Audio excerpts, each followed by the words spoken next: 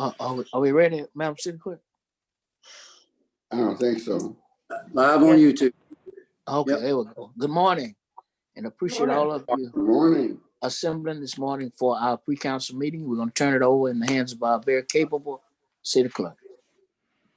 This is the pre-meeting of the Mobile City Council, Tuesday, May 5th.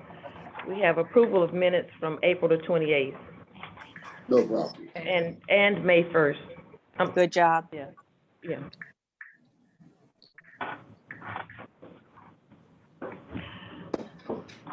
Essential COVID-19 items held over, 08313, approved purchase order to PKJ International for Nano Dismounted X-ray System. 08314, approved purchase order to DocRx for COVID-19 test. 08315, approved purchase order to CDW Government LLC for Microsoft Exchange and Microsoft Power BI Pro annual licenses. 21319, authorized contract with Macquarie and Williams to perform engineering services for 12 Mile Creek Bank stabilization studies. 09323, amend the fiscal year 2019-2020 general fund budget to appropriate funds for an emergency grant program in response to COVID-19. Essential COVID-19 items being presented for the first time. 34012, ordinance to amend the city's business license code to exempt persons offering parking space on private property within a 1 mile radius of Ladd-Peebles Stadium from obtaining a business license. I have a question about that. President Manzi, can I ask you some questions as sponsor? I noticed, and at first I understood it was just for cars to be parked around the stadium, our city stadium at Ladd. But then there's a clause in there that says that people can park anywhere in the city and would be on their private property, could allow parking. So does that have to be in there? I have some problems with seeing it goes citywide. I don't have one hesitation of limiting it in scope. We may need to expand it some because it's certainly, I want it to impact more than just that 1 mile around Ladd, but principally the issue has been lately Mardi Gras along South Washington Avenue, Right, around the Bay Area. And so if this is the first read, if there are Yes. modifications that need to be, I'm certainly willing to hear those and make it as strong as we can make it. Well, if it reads exactly what locations you're thinking of and not citywide, the citywide, like I said, was the problem. I have people that complain about people park their own cars on their grass. Nonetheless, someone, allowing it to be a parking lot. So, and if it's for an occasion, and we mentioned Mardi Gras, the time frame for Mardi Gras and events at Ladd, it would be more in scope of what it is you're trying to achieve. Absolutely. Again, this is the first appearance. We'll tighten it up over the course of this next week and hopefully get something that everybody can support. Gina, Appreciate that. Mr. President. you. Mr. Williams and then Mr. Richardson. No, I was just saying that Gina has an upcoming venue where the same issue is going to, and I'm interested in if she wants to be included. Well, that's what I was trying to get in. When South Stadium opens for football, we're going to have some of the same issues with people trying to park in yards. So we'll need to look at that.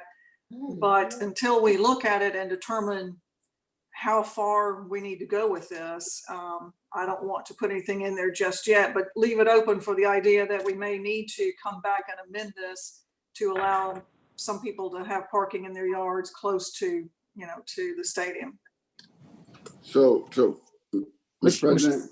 Yes, sir. Mr. Richardson. I think if we say during sporting events and Mardi Gras, we will probably cover it. Well, my only issue with that would be in listening to some of the plans that the Ladd board has for repurposing Ladd. They're going to be focused on music, events and things of that nature. And so it may be that an event of that type would happen and they may need that overflow parking. Well, Well, it could be what I was special saying, events so that you don't have parking lots, 24/7, think- 365 days of the year. People are making a business out of it. so what I was saying, Mr. President, leave Lad Stadium like you put it up there. And then the addendum would be, that this is beyond Lad Stadium during sporting events in Mardi Gras. Well, I don't have an issue with that at all. Mr. President, Mr. Daves? I share Ms. Rich. First of all, I don't have any problem with, this issue of expanding the area around Ladd or Washington Avenue on Mardi Gras. No problem there. But I do think I share Ms. Rich's concern that we just can't, let everybody anywhere in the city do it. And it seems like to me that that any ordinance we pass allowing this, the geographical area needs to be clearly defined and circumscribed. So it just, as I say, I don't have any problem with your purpose behind offering the ordinance, but I do think that its impact on the rest of the city needs to be considered. And every time we're going to allow this, the area needs to be clearly defined, either with respect to geography or time, as Councilman Richardson has suggested. I don't disagree. I think the two areas that have been most impacted are impacted because those are areas where special events occur. When persons come to Ladd, that's kind of a special event. Mardi Gras, those 2 or 3 weeks a year along Washington Avenue, that's a special event. Outside of that, we really don't have the issue other than what may come with South Stadium in the future. So I don't mind making it as specific as possible. I just don't want these events to continue and our citizens to continue to get these citations. And I wish there was some verbiage we could put in there that would go back retroactively and and refund those individuals their resources back, who already paid the $150 or whatever the ticket was. And if that's possible, Mr. Arledge, I'd like for you to look into that.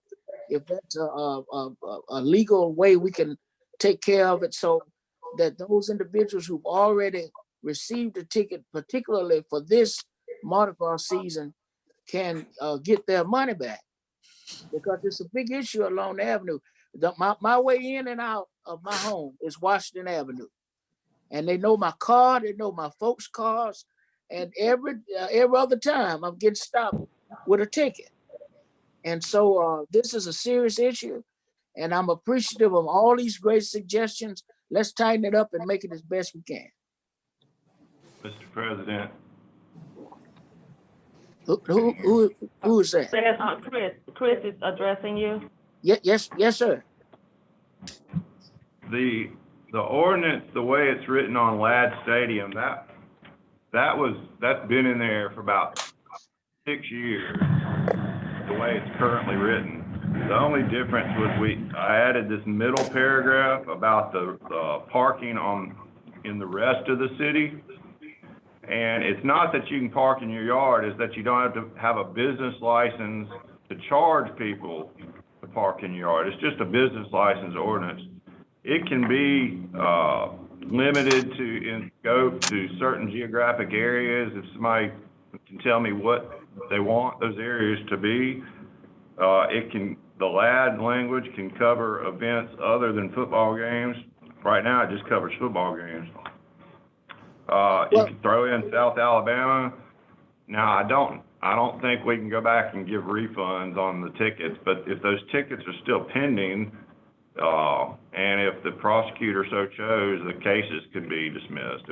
But, that's not my call.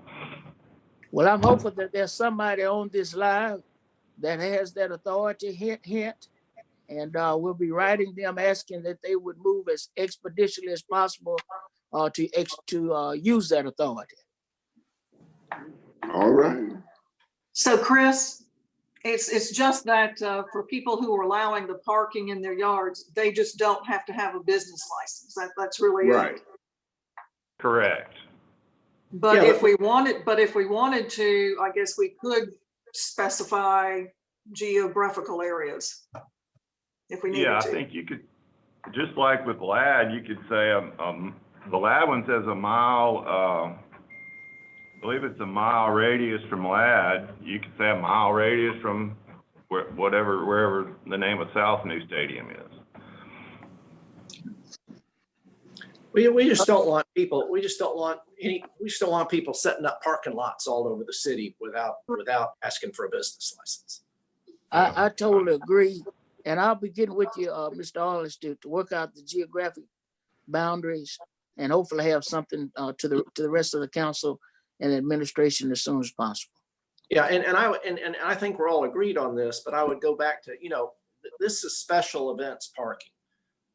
It's not some guy that decides he's gonna start letting people here every single day. That person gets a business license. Well, no, we have not had that in the past, but it could happen in the future. Well, if we allow it in the ordinance, then it will certainly happen in the future. Well, but it has to be We've some had kind of, ordinance in the past. We've had ordinance in the past on that. This ain't the first time. well, I think, again, if we have any other suggestions, just forward it over to everybody and we'll get it to Mr. Arliss and get the modifications in with the geographical boundaries. And hopefully what'll be on the agenda next week is something we all can support. All right. Madam City, any further discussion? Madam City Clerk? 08325 has been, we've been asked to table that by the administration. 083. Hold on just a second. Mr. We were told last week that they were already purchased. No, not these. This is not the ones? Which ones was it? I don't think these are the ones, are they? Aren't That's these what we were different? told. Very clear. This is the first read on this one, They were last week, already, they were. John, the other ones are 08314. last Mr. week. President. Yeah. Did $30,000. we pass it last week? No. Yeah, it's item 08314. It's a new read for 10,000 tests. So they're taking that, they're resting it or taking it off the agenda, which is it? I thought they were want it taking taken it off. Which one? The 10,000, today's read. 08325. Mr. President, Yes, sir.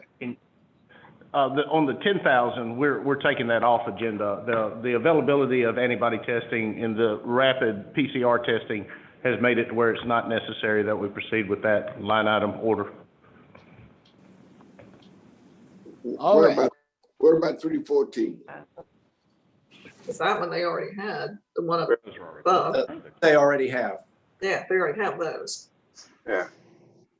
Mr. President, Mr. Vice President? I want to go back to Director Barber. You said that the PCR test that's been on order. I didn't hear clearly what you said about the PCR test. My comment was that the capacity for PCR testing has increased drastically, so we're not at capacity for PCR testing, which is the diagnostic test. And so the need for antibody testing with all the first responders already going through it in public services, we do not need to purchase any more than what we already have. The remainder of what we have is going to University Hospital and possibly the jail for inmate testing. But we do not have a need to purchase any more than what we have because the availability, the reason the city kind of got into it was because it was very difficult to get them at first. But now they're being mass produced throughout the country with U.S. laboratories, with LabCorp and some of the others now producing the antibodies. So it's not necessary for the city to be involved in that supply chain anymore. Oh, The other, if I could weigh in, the other part about these antibody tests is that they are not FDA approved and there's a lot on the market that have false positives, some false negatives. It's it's a tool to be used strategically and randomly throughout a community to track.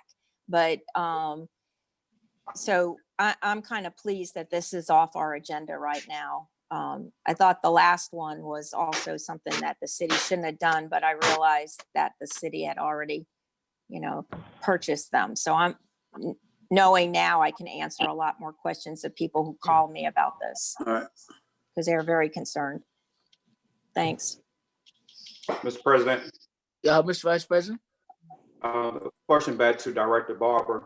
So since we are slowing down for purchasing antibiotic tests and et cetera, my question is the sites at Ladd Stadium, are we still going to continue that, or they just for the next couple of weeks, or we continue for the next couple of months, or we, you said the city start away from it, I guess with the antibiotic tests. What about the sites at like Ladd Stadium? Different tests. Yeah, the Ladd Stadium site that we partnered with USA Health Systems, there's no immediate need to shut it down. There's still a demand from the public for testing, and this is the diagnostic testing, the PCR test. And then we also have a lot of elective surgeries to where patients are now being tested for COVID-19. And also when I was talking about the rapid test, there's a more precise antibody test that's coming online by the end of the month by our local laboratories and throughout the country, which is more accurate than the rapid test. And so if you equate the rapid test to a home pregnancy test, and this one is a more confirmatory as far as if the antibodies are COVID-19 specific, that's what's coming online by the end of the month, again, negating the need for any of these rapid test kits. But the Ladd Stadium site, we're going month to month, depending on community demand. And those tests that are coming in are FDA approved, correct? No. The antibody testing that I'm talking about, the laboratory testing, it will be FDA approved once it's validated. But right now it's not online yet. It'll be online by the end of the month, from what I understand. But again, it negates the need for the rapid test kits because you have more accurate testing with the PCR or with a regular blood draw. But the Ladd Stadium site will be used for all of those more diagnostic tests. Okay. All right, thank you. I have a question. Mr. Richardson. Okay, Jim, I was asked the question yesterday, and I was told yesterday that citizens who go down to Ladd for testing are having to pay, I think this is $75. Is that true? No, sir. The only way the city could partner with USA Health Systems, or Diagnostic Medical for that matter, was that it had to be open to the public, not just USA Healthcare patients. Right. And it also, nobody could be charged that comes to that site, whether there's uninsured, underinsured, and so none of that is occurring. If there is a report of that, I need to know that because it will be investigated, but nobody should be charged at that site. Okay, I got a report of that yesterday. If you can confirm, if I've got an actual complaint. Yes, a person lodged a complaint with me. If I can get the information on that complainant so we can have them interviewed, but nobody at the Ladd Stadium. Now, some of these urgent cares and other family clinics may be charging, but not Ladd Stadium. Okay, then I need that information to follow up and make sure that's not happening. This may be an insurance issue that they're just charging the insurance because they are charging insurance. That is correct. They are billing insurance, but there's no copay, and nobody that's uninsured or underinsured should be turned away that needs testing or charged. But the issue, Mr. President, the issue is, Public Safety Director, is that before the individual citizen goes to Ladd Stadium, they have to have an appointment. So shouldn't they be, when they make an appointment, should they be questioned about do they have insurance or not, or even discuss about the payment wise before they even go to Ladd Stadium if they got to have appointments? Well, I'll have to look at what kind of questioning. I do know that we are seeing uninsured, and the laboratory and the federal government is paying for the uninsured. So there's not an issue there. So they're keeping track of whether or not the person has insurance, I would imagine, so that they can be reimbursed by the federal government. What I'm saying is nobody should be asked to come out of pocket for a test. And so if that is happening, I do need to know that, because that's certainly an issue we could take up with USA Health Systems or any other facility that we participate in. Now, urgent cares and family clinics, we don't participate in them, and they are for profit, and so I don't know how they're handling. Mr. Richardson, if you could, when you send it over to Director Barber, if you could send it over to us as well. So, I'm certainly interested in the issue and want to make certain that everybody who needs testing has an availability. That's been my understanding. So I'd like to know what the final result of that is. Okay. I wonder what I did with it. Any further questions for our Public Safety Director? Want to wait Madam City Clerk, I can corral dogs or something? Are you gonna put somebody needs to mute their the screen, because we're hearing your conversation about your dogs. I have a About your cat. dogs. Okay, Madam City Clerk. 08326, approved purchase order to CDW Government LLC for Foundation Care Software and Support for Aruba Switch Hardware, $79,849.57. 08327, approved purchase order to Taylor Power Systems for 2 generators for Public Works, $43,720. 09328, approved transfer of funds to grant account for sidewalks along O'Shea Road from Parkway Drive to University Boulevard. Hey, y'all, 21-3. Lisa. I think this one is a repeat of one down below, because this should be mine. If you look down to 21-333, there's another one that's almost exactly the same. I think it's a contract. One's a contract, Pardon and me? one is transferring funds. One is a contract and one is transferring the funds. But these are, I think the point is, it's not Councilman Richardson, it's Councilwoman Gregory's district. Yeah. Oh, okay, I'm sorry. Okay. Well, That's correct. That's correct. And my comment on that one is probably the reason they put my name up there is because I've been trying to get my sidewalks done for 4 years. And they still have not been, and you're getting them. I think this is the 3rd time you're getting your sidewalks done. And they say it's some little hang up they can't work out on my sidewalks that I've never heard of with any other council member. I can chime in. I can chime in because I got the grant the same time as Miss Gregory. And I believe that mine is still a work in progress. I hadn't heard any update. I was going to ask about that, but I was just going to write to the department to ask for an update on that. So I join you. I feel your pain. Yeah, you can jump Well, off. this is a, Mr. this Williams.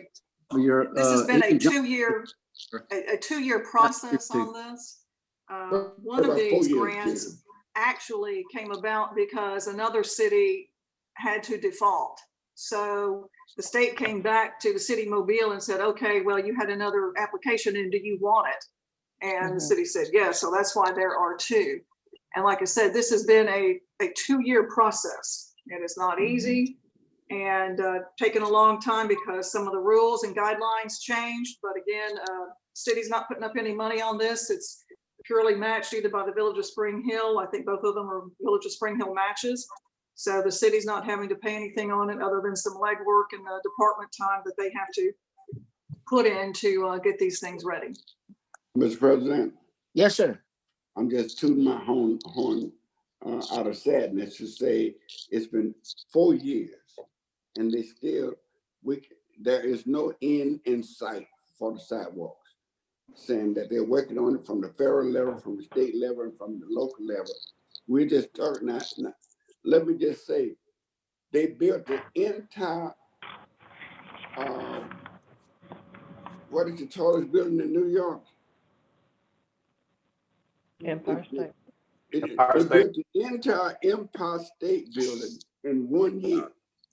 In 1 year, they built the entire Empire State Building up in the sky. And for 4 years, they can't put down sidewalks. I am restless over this, and I want this to come to an end. The citizens, along what we were trying to do is modernize O'Shea Road all the way from Florida Street to I-65. And a lot of work been done around Florida Street, but going west, going toward Gina, I've been shut down. Now going the other way, I can go the other way, but going toward the west, I've been closed down. Hey, it only took 16 months to build the Pentagon, the whole Pentagon. Just The so you know. Pentagon. The Pentagon. Sad, John. Yeah, I would think that the Pentagon and some of these other things had a little bit more importance and priority than these sidewalks have had, which is you know, that's John anybody's interpretation of what's a priority, I suppose. But you know, these were applied for, they were granted and accepted a long time ago, and it's taken us this long just to get to the process where we can actually start the work. Any further discussion pertinent to this particular agenda item? I'm going to give the same cry at 10:30. Yes, sir. I'll be crying in the wilderness at 10:30. Madam City Clerk. 21329, authorized contract with Corporate Environmental Risk Management to perform professional engineering services for Little Flower Avenue roadway repairs. $24,700. 21330.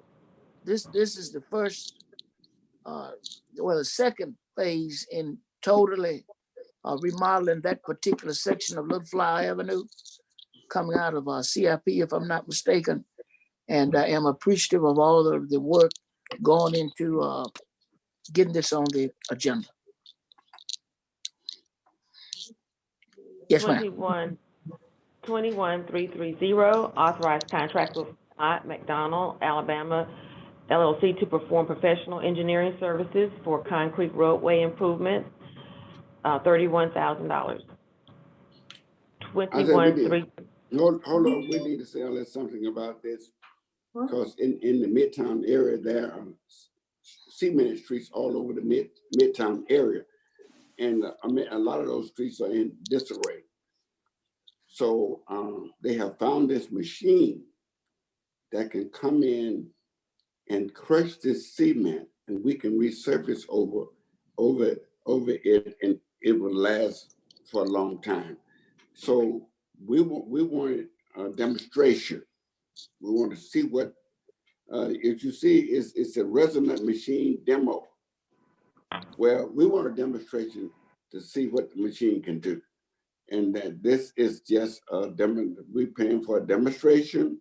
We already picked out our street that we want them to work on, but we want a demonstration as to what the machine can do. And maybe we can go all over the city once if we can see that this is pliable and doable, it's something we may be able to use on cemented streets across the city. If I'm certainly hopeful about Mr. Davis. Well, thank you. If I could just kind of illuminate some of what Mr. Richardson said. As he said, this is a demonstration. The claims for this machine are that it moves along the concrete street and rubbleizes it. That's the verb they use. Rubbleizes it, turns the concrete street into aggregate. And the important part is that it doesn't destroy anything underneath the concrete street. Right. If there's a sewer line or something, a stormwater line underneath the concrete street, the claim is it won't destroy that. So it goes along and it rubbleizes the street, turns it into aggregate, and then you got a nice bed to put asphalt over. So this is a test to see how it works. We're keeping our fingers crossed and hoping it works okay. Amen. Well, I'm appreciative to be partnering with Councilman Richardson and Daves on this particular item. I have several streets in my district that are plagued by these cemented concrete streets, and we've seen an example of how impactful it can be on Glenwood as you drive near the Ruth's Chris restaurant. I believe they use this machine when deployed this process, and it has been successful. And I am hopeful as everyone else is, that this will work so that we can finally bring some relief to those citizens who have to deal with these horrendous concrete streets. Mr. President. Yes, sir, Mr. Small. Mr. Vice President. This process do work. Me, yourself, me and you both share Michigan Avenue. So we need to put Michigan Avenue on that also, a type of project that, that's before y'all right now, or before us right now. I totally agree with you, Mr. Vice President. If we can get, this demo will kind of prove to us whether or not it will be successful. I'm hopeful that it is. I'm very confident that it will be. And then I'm all for going along the stretches of Michigan and deploying it so that we can get a smooth ride there as well. Any further discussions on this particular item? Madam City Clerk?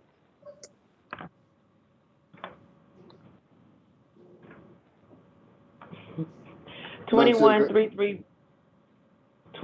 331, authorized contract with Watkins AC Strunk Design for a Dog River Park improvements, Phase 3, $49,750. The CIP. All CIP. 21-332, authorized contract with Carnell Malone Corporation for Gulf Coast Exploring Roofing, $483,400. 21-333, authorized contract with McCrory and Williams for O'Shell Road sidewalks from Parkway Drive West to University Boulevard, $26,387.60. 21-334, authorized contract with McCrory and Williams for O'Shell Road sidewalks from Myrtlewood Drive to I-65 Service Road West, $22,984.30.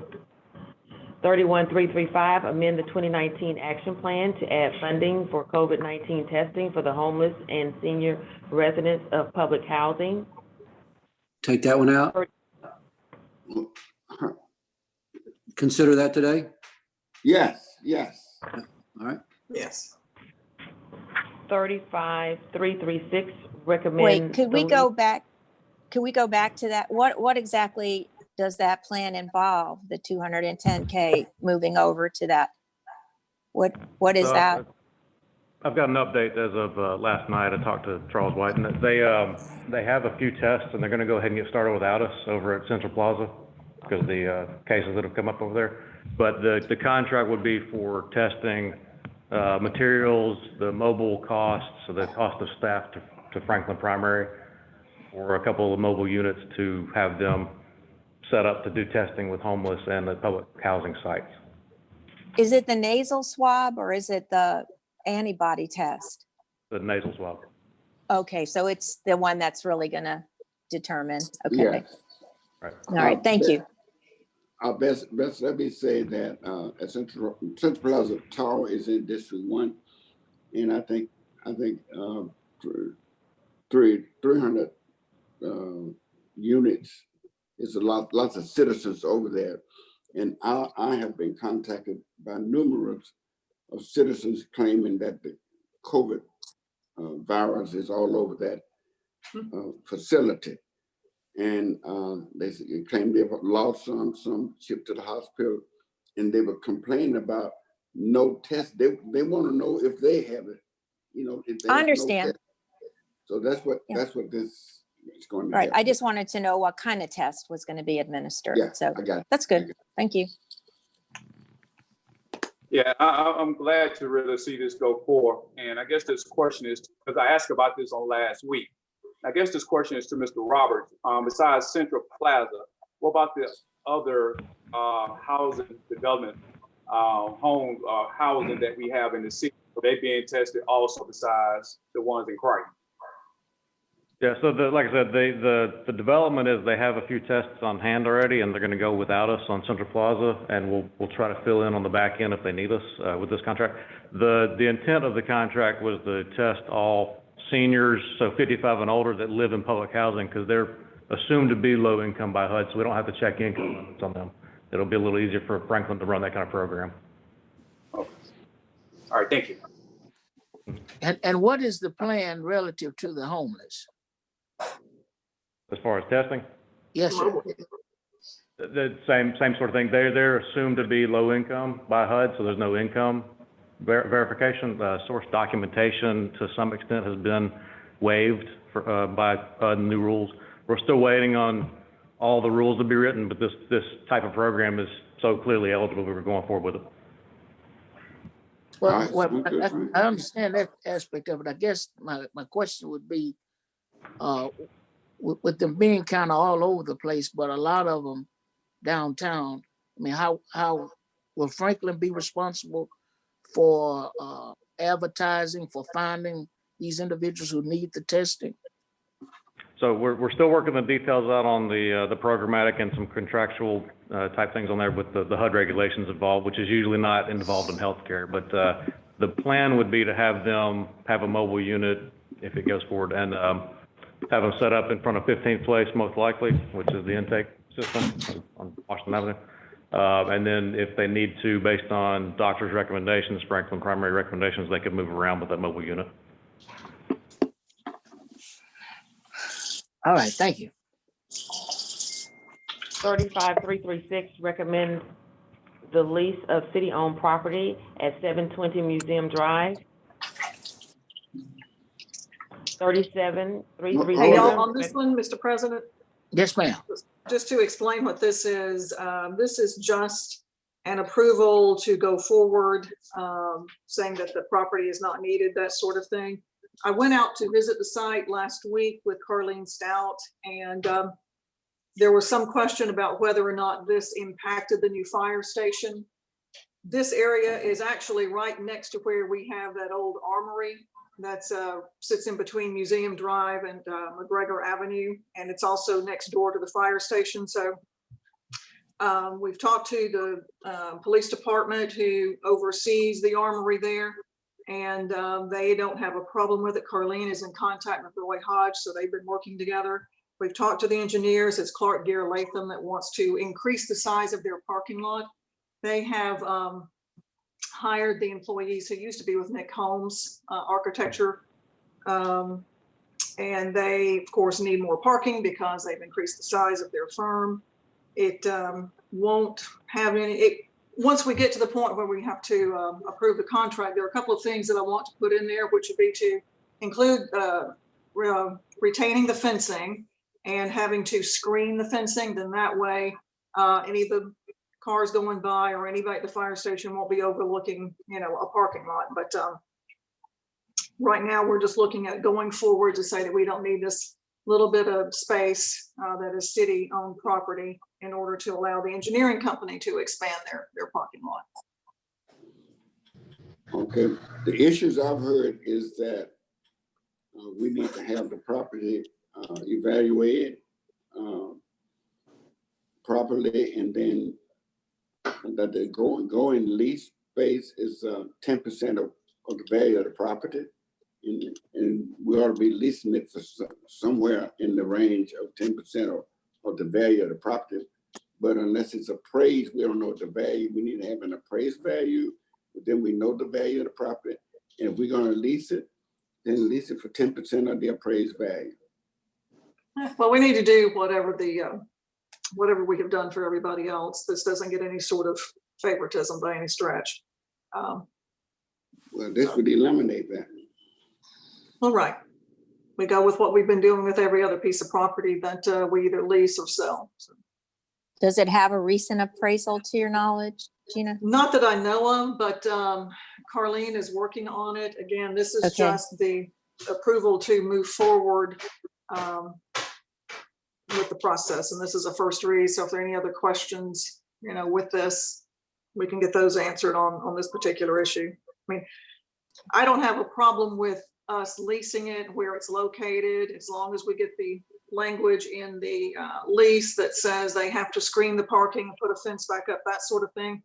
The rest of it, of course, is just whatever the city requires anyway. Well, I think it's going to come down to the council. My point, I would like to have the property appraised, and I would like for the lease to be 10% of whatever the appraised value gives. Yeah, I can't tell who is in the mayor's office, if that's Jim or George or Paul. Well, I do see Paul. Yeah, On leased properties. Yeah. I'm Well, on the question board. Fred has is the property going to be appraised for what the lease should be? And I don't know that it has been or if it's going to be. Where'd this 10% that Fred came up with? Where'd that come from? Our attorney wrote us and said that's how they calculate. Normally, that's how you calculate the lease rate. Chris said it too. Council President, we do have Carlene. Carlene Stout Clark is online if someone wants to ask her a question. Is there anyone who would like to ask Ms. Stout a question? Yeah, Carlene, this is Gina. Mr. Richardson is asking about an appraisal of this piece of property and whether the city would be charging 10% of its value on the lease payments. Yes, ma'am. The appraisal is in motion and there would be a rental rate charged. It would be a relatively short lease. 5 years is what's been discussed, with annual rental payments with an appraisal. So that's still in the works. Yes. Yes, but we'll have it by the time, next week, we'll be able to get that to you guys. Okay. Great. Any other questions? Madam City Clerk? 37337, recommend approval to the ABC Board for issuance of a retail beer table wine off-premises only license for Lucky 99 on Somerville Street. 58338, assessed cost for removal of weeds, Wheatland Group 1600, 58339, add figures lawn care and landscaping to the list of private contractors to abate properties declared public nuisances. 60340, determine an appropriation to the Mobile Regional Senior Community Center Foundation, Inc. serves a public purpose and approved payment. 60341, resolution urging all citizens to wear protective face coverings when entering or working at place of business. Presentation of petitions and other communications to the council. Reggie Hill has submitted communications to the council. You each have copies. Consent resolutions held over. 401092, declare the structure at 1354 St. Meter Street a public nuisance and order it demolished. This was scheduled to come back on this date, on today's date. How do you want to handle this, Mr. President? If I remember this property correctly, we gave them 6 months, if I'm not correct. How much time did we? It was held over from what period, Madam City Clerk? December. Well, I'd like to move forward. I don't see any reason for us not to move forward.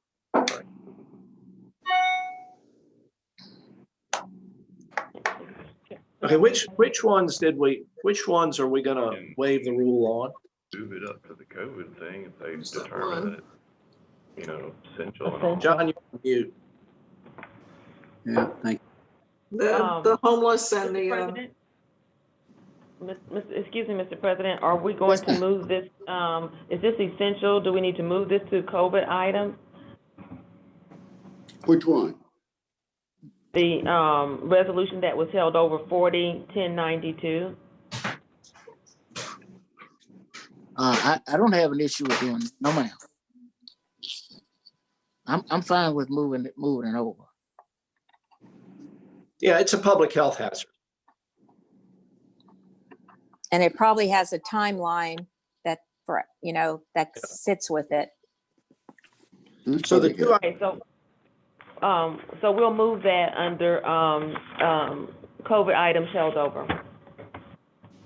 So the two I marked down to waive the rule on are 21331, the Dog River Park improvements, which is a CIP of $50,000, and then 31335, amending the 2019 action plan for COVID-19 testing for the residents of public housing. Those are the only two I had marked down. Are there others?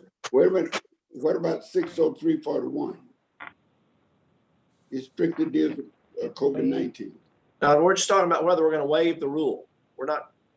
Oh, okay. I got you. You got my CIP? Yeah, I got it. I got that one. The only two I had marked down that we're going to waive the rule on are your CIP and the public health, the public housing testing. And what about the testing, purchasing of the, of those test kits? Those have been tabled, so they got to take them out. You got to take them off the table. John is right. We got to table them. You understand, Wade, the rule to address it? So we go ahead and take it up so we can table Can it. table it. Yeah.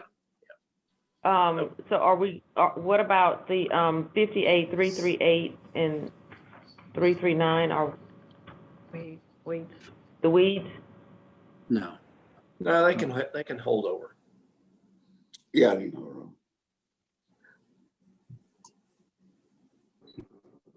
There's a flood hazard when all the snakes and rats go houses. And then Fortunate at this point, whether or not we ought to be doing those, but. I mean, I'm assuming we're gonna declare all of these essential or COVID items. And then we come to what the ones we're gonna waive the rule on and take up today, which we've got. I would hope so, Mr. Davis. That will be the plan. Is the liquor license a COVID item? Or That was the essential. one that was tabled because they didn't pay their business license I see. or their Oh. taxes, I guess. So they're up to date now on their taxes. That's good. It's essential to them. Yeah. But is That's it, one thing that there was liquor two, store. is it supposed to be COVID or essential to the function of government? Would that? That Does that would be a mean- better placement, I think, because I it don't- was held up the first time based on paperwork and not paying fees. So now that they've done this and passed everything else, we could say it was essential to us doing business. Well, the I liquor mean, it's store- really not COVID business. Well, Beth, the liquor store remain open. I know, but it's us doing Alright, business so so get they that could in. do business. Just saying. It's essential. It's Yeah. essential because we need the money. We need the money. City needs money. Now that they've paid up. Yes. Any other agenda items there, Madam City Clerk? No, that's all. That's all. Any announcements from members of the council during this pre-council session? I need to find out from John's truck first. Any announcements from Was the that your administration? announcement, Madam? I did leave. Okay, well, if not, hearing none, we'll see each other at 10:30. All right.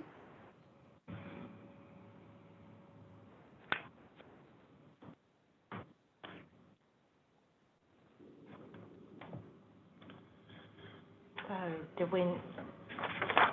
do I need to call